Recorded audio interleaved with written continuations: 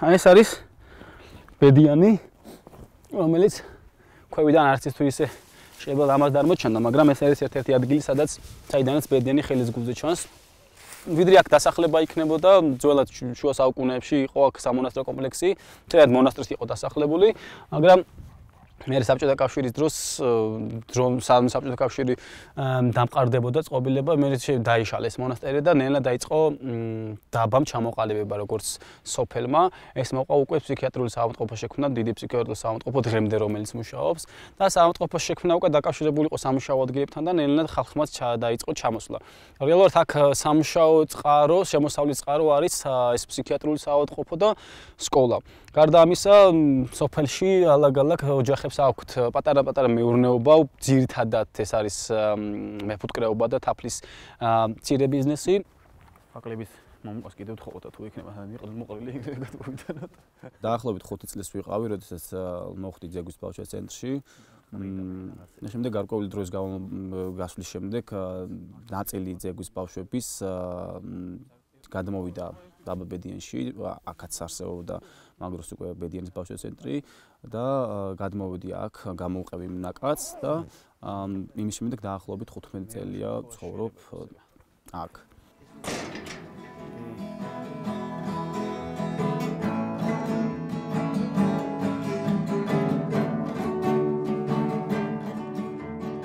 ჩამოვედი და აღმოჩნდი დაახლოებით ჩემი ასაკის მასწავლებლებთან.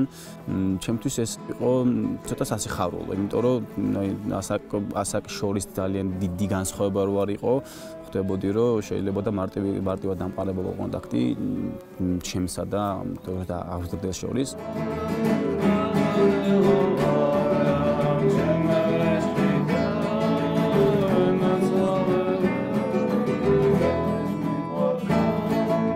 მიუხედავად იმისა, რომ თავიდან რაღაც სხვადასხვა მდგომარეობა ჰქონდა, მე მასწავლებელი ვიყავი, აღზრდელი ვიყავი, ესენი ბავშვები იყვნენ. სულ ვცდილობდი, რომ რაღაც კომპლექსი არ ყოფილიყო, სულ ვცდილობდი, რომ რაღაც ბარიერი არ ყოფილიყო ჩვენ შორის და ერთად მუშაობდით, ერთად ვაკეთებდით საქმეებს, საჭმელს, ერთად ვალაგებდით, ერთად ვაშენებდით. ბევრი საერთო საქმე გვაქვს, ბევრი გეგმა გვაქვს დასახული, რომელიც ცენტრის მომავალზე ლაპარაკობ ხა და იმ ბავშვებზე, რომლებიც აქ იზრდებიან და მათთვის რომ რაღაც უფრო მეტი შესაძლებლობები იყოს ფინანსური, მატერიალურიც და საქმიანობითაც, რომ უფრო მრავალმხრივად ვითარდება ცენტრი და ამაში ბიჭები იღებენ მონაწილეობას. როდესაც მამოდი რომ გავიდარდ ბავშვთა სახლში, სულ ესეთი კითხვები მოდიოდა ხოლმე განსაკუთრებით სტუდენტობის პერიოდში, რომ ერთად ჭამს, ერთად იკრიბებით ხოლმე და რაღაცა ძალიან სიმკაცრეა ხო და ეს ყველაფერი გამომდინარეობდა მეც ხო ნანახი მაგხლა უამრავი ფილმი ბავშვთა ცენტრზე და გონიათ რომ იგივე სიტუაცია, მაგრამ იმიტომ რომ არ გავს ეს ცენტრი ბავშვთა სახლს, რომ სხვადასხვა სახლებში ვართ განაწილებულები. ყველას თავის საქმეა, ყველას თავისი ეზო აქვს და არანაირ დავუშვათ ერთად შეკრება და ჭამის დროს და ყველას თავის საქმე აქვს. ცაცხვის თაფლია და მინდვრის ყვავილების. კარგით, მადლობა თქვენ დროებით. თაფლი გვინდაო და მიშო ეს გიტარები საერთოდ რამდენი უნდა? 2 ლიტრიო. მეც ბედიანში მოხვდი ძეგვიდან, ძეგვში მიმიყვანეს 10 წლის, გაგებული მქონა ბედიანზე რომ რაღაც საინტერესო სოფელი ბავშვებს მეტი შესაძლებლობა ჰქონდათ გართობის, იყო მდინარე, მოკლედ ამ ძეგვში ამის საშუალება არ იყო. ნუ ყველა ბავშვისთვის ეხა ეგ ოცნება რომ მოხდეს ეს გარემოში, სადაც კარგად იგრძნობს თავს. 2007 წელს ყველაზე საინტერესო რაც მოხდა ჩემს ცხოვრებაში იყო გამოჩნდა ადამიანი, რომელმაც გადაწყვიტა ჩვენთვის ეჩუქებინა ფუტკარი. თბილისში გავიარე მეფუტკრეობის კურსები, შემდეგ ისევ დავბრუნდი ბედიანში, ფუტკარი მოვამრავლე. ეხლა მყავს 37-ისკა, მინდა რომ ავიცი გავაორმაგო მაინც, იმიტომ რომ ერთ-ერთი ჩემი შემოსავლის წყარო არის ფუტკარი. როდესაც ილიაში მომიდა ჩაბარება, დამეხმარა ცენტრი იმაში, რომ დავუშვათ მშობლების აყოლის გამო უფასოდ სწავლობდი მთელი 4 წელი ბაკალავრიატს. შემდეგ ბინა გამოყეს, სადაც მე ვცხოვრობდი თბილისში. ანუ ეს ყველაფერი ეს ხდებოდა, იმიტომ რომ მე მიმიღო განათლება. რამდენი ხარ? 17 ხო? იგივე სწავლობდი აღმოსავლეთ საზნაობის ფაკულტეტზე. კვლავ კი ვსწავლობდი არაბულ ენას. და შემდეგ უკვე არაბული ენის დამთავრების შემდეგ ჩავაბარე მაგისტრატურა ჯავახიშვილში საერთაშორისო ურთიერთობებზე.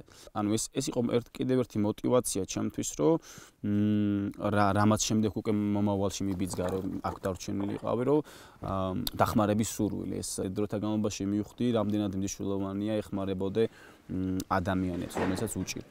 აი იმ პერიოდში მე მიჭირდა მაგიტომაც ვიყავი აქ და რო ხედავდი სხვების მხრიდან ჩემი მიმართ დახმარების სურვილმა გამოიწვია ჩემში ის ემოცია, რომ შემდგომში მეც იმ ცოდნით, რაც უნივერსიტეტში სწავლის დროს მოვიპოვე, რაღაცნაირად გამომეყენებინა ბავშვებისთვის.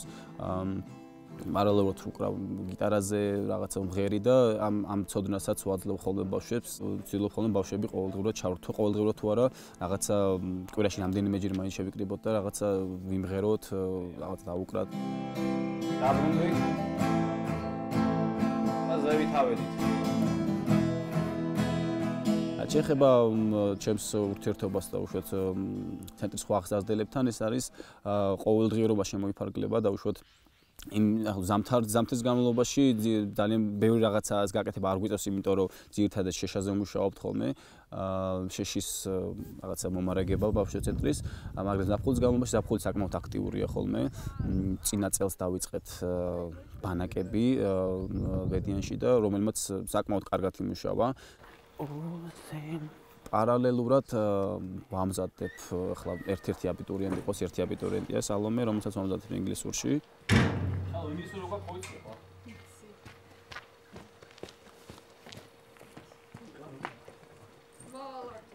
ეს არის to be, მერე პლუს ზმნა, verbi. რატო თქვა სალომემ I usually going to school კი არა, I usually go to school. Go drink, ზმნები უნდა იყოს ჩვეულებრივი ფორმა. მივდიოდი ანუ 2 წლის წინ ჩამოვიყვანეთ მშვიდობის კორპუსიდან ერთ-ერთი მოხალისე, მეთიუ, რომელთან ერთადაც ძალიან კარგ პროექტებს ვაკეთებთ. ის ძალიან გამოცდილია და ბევრ რაღაცაში გვასწავლის რა როგორ უნდა გაკეთდეს. მისი ყოფნის დროს ჩვენ მოვიპოვეთ დაფინანსება ტრენინგ ოთახის გარემონტებისთვის, სადაც მასწავლებლები ვაკეთებთ სხვადასხვა სემინარებს და აქტივობებს ბავშვებისთვის.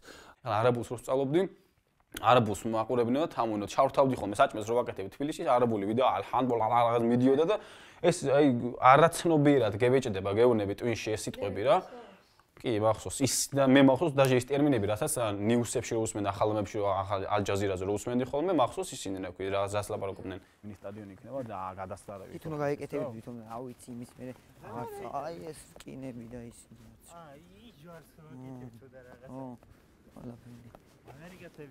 ეს არის სკოლა, სადაც მე და პაპუნაშვილმა დავამთავრეთ 12 კლასი. ამ სკოლაში დადიან არა მარტო ბედიანის ბავშვები, არამედ ორი გვერდზე სოფლიდან ჩამოდიან ბავშვები და ეს იყო და არის რეალურად ერთ-ერთი ადგილი, სადაც ახალგაზრდებს შეუძლიათ შეეკრიბონ და თავიანთ თანატოლებთან ერთად რაღაც იდეები გაუზიარონ, სხვადასხვა აქტივობები ჩაატარონ და ამ შემდეგ. თუმცა წელს იმას, ანუ წელს დაიწყო მშენებლობა ახალგაზრდული ცენტრის სადაც ბავშვი ახალგაზრდობისთვის თავისუფალი გარემო იქნება ბიბლიოთეკა, კინოთეატრი, ჩატარდება ტრენინგები და ერთ-ერთი შეხვედრის ადგილი იქნება ეს ცენტრი. ხო, ანუ რეალურად ბავშვები რო გამოდიან ხოლმე სკოლიდან და ან ვიღაც ადრე რო ამთავრებს მოცდა უწევთ ხოლმე და ამ ასობაში მე უკვე დროების დაიგეგმება როდის და რა შეიძლება გაკეთდეს. აი ეს იქნება მოსაცდელი ადგილი ერთ-ერთი, სადაც ბიბლიოთეკა როგორც თქმა თქვა ბიბლიოთეკას წიგნის კითხვით შეიძლება დაკავდეთ. გართობის წყარო არის ერთ-ერთი და იქნება ალბათ ეს ცენტრი. ესეთი მომცი? ესეთი. რეალურად ძალიან კარგი რაღაცაა, იმიტომ რომ ისეთი ჩაყურებული ეს თქვა სოფლისთვის და შორს მყოფით და თქვა წყალებში ცივილიზაციისგან მყოფისთვის ისეთი როგორც ბედიანია, ნამდვილად სჭირდება ესეთი ადგილი, სადაც ბავშვებს თავისუფლად შეეძლებათ სხვადასხვა თემებზე ფიქრი და პრაქტიკულად შეიძლება თვითონ განხორციელება ამ ყველაფრის რა.